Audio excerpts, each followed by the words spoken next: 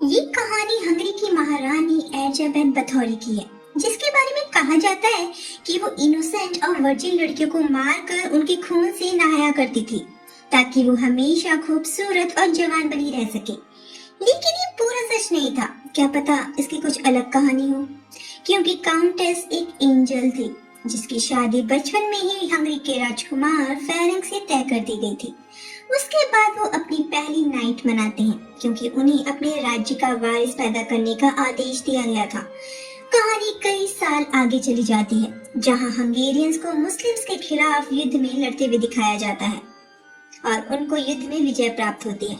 इस मूवी को 3 पार्ट्स में डिवाइड किया गया है। पहला पार्ट है फेरेंक। फेरेंक युद्ध से जीतकर वापस अपने महल लौटता है और हम देखते हैं कि काउंटेस प्रेग्नेंट है और फेरेंक एक इटालियन पेंटर को बंदी बनाकर लाया है और उसे इनके लिए पेंटिंग करने के बदले रिहा किया जाएगा। उसके बाद फेरेंक और काउंटेस इंटीमेट होकर जीत का जश्न मनाते हैं। उसके बाद हम इस्तवान को देखते हैं, जो उस पेंटर के साथ जंगलों से फूल लेकर आया था, ताकि वो अपनी पेंटिंग को उन फूलों के रंग से पूरा कर सके। कुछ दिनों बाद फेरेंक युद्ध से भाग कर आ जाता है, जिस वजह से वो काफी दुखी होता है और जबरदस्ती प्रेग्नेंट काउंटेस के साथ इंटीमेट होता है। काउंटेस उसे रोकने की कोशिश करती है, लेकिन फेरेंक उसकी बात नहीं मानता। काउंटेस के चिल्लाने की वजह से उनका डॉग फेरेंक पर हमला कर देता है और नेक्स्ट सीन में हम उस डॉग को बिस्तर पर मरा हुआ पाते हैं और काउंटेस का भी मिसकैरेज हो गया था। फेरेंक वहां से जा चुका था और घर की मेड मारिया के साथ कोई जबरदस्ती कर रहा था। वहाँ युद्ध के मैदान में फेरेंक काउंटेस से अपने किए की माफी मांग रहा था। वो उसे लेटर में लिखता है कि वो उसके दुख की भरपाई नहीं कर सकता, लेकिन वो उसे माफ कर दे।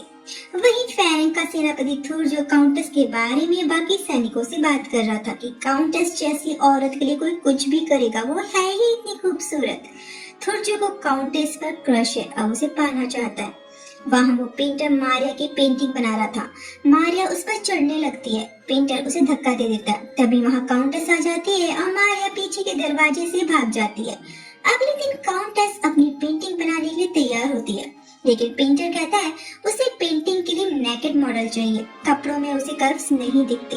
काउंटेस कहती है एक अच्छी औरत किसी को अपना शरीर नहीं दिखाती, यहाँ तक कि अपने हस्बैंड को भी नहीं। पेंटर एक पेड़ के नीचे से एक स्कल उठाता है, कहता है कि वो कुछ भी पेंट नहीं कर सकता जब तक उसे पता ना हो कि वो क्या पेंट करने जा रहा है। तभी उसे एक सांप आकर डस लेता है। काउंटेस उसको अपने पर्सनल हॉस्पिटल में इलाज के लिए ले जाती है, जहां उसका जहर निकालने के लिए जलती हुई सलाखों का इस्तेमाल किया जाता है। अगले सीन में हम मारिया को काउंटेस के साथ देखते हैं, जहां मारिया बताती है कि उसके साथ कुछ लोगों ने रेप किया था। काउंटेस उसका नाम पूछती है। मारिया बताती है उनमें से एक के माथे पर निशान था। काउंटेस समझ जाती है कि वो थुर्जो है। मारिया बताती है उसके रूम में रोज कोई ना कोई घुस आता है, जिसमें से इस्तवान भी एक है। काउंटेस मारिया को उसकी सेफ्टी के लिए एक कैची देती है। काउंटेस पेंटर के साथ अपना टाइम स्पेंड करने लगती है, उसे अपना विशाल साम्राज्य दिखाती है और फिर वो अपने मरे हुए बेटे की पेंटिंग बनाने को कहती है, जिसे उसने आज तक बर्फ की सिल्ली में रखा हुआ था। वो उसे एक दिन का समय देती है, क्योंकि कल वो इस बच्चे को मिट्टी में दफना देगी। उसने आज तक अपने मरे हुए बच्चे को इसलिए नहीं दफनाया था क्योंकि उसके पास कुछ ऑप्शन नहीं था उसकी यादों को संजोए रखने का, लेकिन अब पेंटर उसकी पेंटिंग बनाकर उसकी यादों को हमेशा उसके पास रख सकता है। वो उसे इनाम के तौर पर अपनी एक रिंग देती है। पेंटर उस बच्चे की पेंटिंग बनाने लगता है, लेकिन वो किसी की आवाज से डिस्ट्रैक्ट हो जाता है, जिस वजह से वो पेंटिंग वहां रखी मोमबत्ती की लौ से जल जाती है और हम देखते हैं कि 2 बंदी जेल से भाग गए हैं। काउंटेस उस पेंटर पर पेंटिंग पूरी न कर पाने की वजह से काफी गुस्सा होती है। काउंटेस अपने अंकल के पास आती है, जहां वो अपने नेफ्यू गजोर से मिलती है। दोनों एक दूसरे के साथ फ्लर्ट करने लगते हैं। पेंटर काउंटेस के अंकल की तस्वीर बनाता है, फिर थुर्जो काउंटेस के पास आता है। काउंटेस पूछती कि फेरेंक कहाँ है। थुर्जो कहता है वो युद्ध में बिजी है। काउंटेस थुर्जो को पेंटर के साथ चेस खेलने को कहती है। थुर्जो कहता है जो जीतेगा वो आपके साथ डांस करेगा, लेकिन पेंटर थुर्जो को चेस में हरा देता है। काउंटेस थुर्जो से कहती है तुम्हें और प्रैक्टिस की जरूरत है। काउंटेस पेंटर के साथ जाने लगती है, तभी थुर्जो उसे बताता है कि फेरेंक युद्ध में घायल हो गया था। काउंटेस वापस हंगरी आ जाती है, जहां उसे पता चलता है कि फेरेंक कई औरतों के साथ उसके बेड पर इंटीमेट हो रहा था।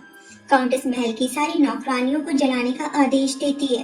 फेरेंक के धोखे की वजह से काउंटेस काफी दुखी हो जाती है और फिर वो पेंटर को उसे किस करने को कहती है और उसके सामने अपने सारे कपड़े उतार देती है। पेंटर बाद में उसकी नेकेड पेंटिंग बनाने लगता है। पेंटर कहता है एक दिन सब बदल जाएगा, लेकिन पेंटिंग में बने चेहरे हमेशा वैसे ही रहेंगे। पेंटर काउंटेस को उसकी पेल स्किन के बारे में बताता है। काउंटेस कहती है वो बीमार है, इसलिए उसकी स्किन पेल हो गई है, उसका खून में कुछ गड़बड़ है। अगले दिन लोगों को इस्तवान की लाश मिलती है और उन्हें लगता है किसी वैम्पायर का काम है, लेकिन काउंटेस समझ जाती है इस्तवान को मारिया ने उसी कैची से मारा है जो उसने उसे दी थी। शायद कल इस्तवान मारिया के रूम में आया हो और उसके साथ फिर से रेप करने की कोशिश की हो। काउंटेस उस पेंटर को इस्तवान की बॉडी पर एक्सपेरिमेंट करने को कहती है ताकि वो ह्यूमन बॉडी को अच्छे से समझ पाए। मारिया उन दोनों को साथ में देख लेती है। अगली सीन में वो पेंटर के पास आती है, वो सोया हुआ था। मारिया कहती है कि काउंटेस वैम्पायर है और उन्हें यहाँ से भाग जाना चाहिए। वो काउंटेस की दी हुई अंगूठी जो वही रखी हुई थी उसे पहन लेती है और भागने लगती है, लेकिन वो पकड़ी जाती है। उसे काउंटेस के सामने लाया जाता है और काउंटेस अपनी रिंग उसके हाथों में देखती है। काउंटेस पूछती है उसे ये रिंग कहाँ से मिली। मारिया झूठ कहती है कि पेंटर उसके लिए ऑब्सेस्ड है और कल रात उसके रूम में आया था और साथ में भागने के लिए कह रहा था। काउंटेस से बचकर मारिया खिड़की से भागने लगती है, लेकिन उसके पैर फिसल जाते हैं और वो गिर कर मर जाती है। काउंटेस पेंटर को अवॉइड करने लगती है। 5 दिन गुजर जाते हैं। पेंटर उसके पास आता है और उसे इग्नोर करने का रीजन पूछता है। काउंटेस कहती है कि तुम धोखेबाज हो। पेंटर उसे मनाने की कोशिश करता है और कहता है उसे लगा था कि पेंटिंग ही उसके लिए सब कुछ है, लेकिन अब उसके लिए काउंटेस ही सब कुछ है जिसके बिना वो नहीं रह सकता। तभी उन्हें फेरन के आने की आवाज आती है। फेरन को मेड से पता चलता है कि काउंटेस 3 दिन से अपने कमरे से बाहर नहीं आई है। फेरन को लगता है वो बीमार है, इसीलिए वो खिड़की के रास्ते बेडरूम में आ जाता है और दोनों प्यार करने लगते हैं। तभी फेरन को पेंटर का स्केच काउंटेस की नोटबुक में मिलता है। काउंटेस कहती है कि वो उस पेंटर को दोबारा नहीं दिखना चाहती, उसे अब यहाँ से भेज दो। फेरन को काउंटेस की बातें अजीब लगती हैं। अगले दिन उनके महल में जश्न होता है। फेरन को पेंटर के हाथ में काउंटेस की रिंग दिखती है और बगल में बैठा थोजो फेरन को बताता है कि काउंटेस पेंटर के सामने नेकेड पेंटिंग बनवाती थी। ये सुनकर फेरन को गुस्सा आ जाता है और वो उन दोनों को साथ में इमेजिन करने लगता है। अब वो फेरन को मारने के लिए उठता है, लेकिन थोजो उसे सब्र करने को कहता है और फिर वो उसकी ड्रिंक में जहर मिला देता है और वो ड्रिंक फेरन को उस पेंटर को पीने के लिए देता है, लेकिन पेंटर से पहले काउंटेस उस ड्रिंक को पी लेती है और जहर का असर तुरंत होने लगता है। फेरन दरवुलियन नाम की एक विच को बुलाने का आदेश देता है। उस विच के इलाज से 1 हफ्ते बाद काउंटेस को होश आ जाता है और उसे पता चलता है कि पेंटर को जेल में डाल दिया गया है। काउंटेस उस विच और अपनी मेड के साथ जेल की दीवार को चोरी छिपे तोड़कर अंदर आती है और उसे ढूंढने लगती है, लेकिन उन्हें पता चलता है कि पेंटर जेल से भाग गया है। काउंटेस को काफी दुख होता है कि पेंटर ने ये भी देखने का वेट नहीं किया कि वो जिंदा है या मर गई।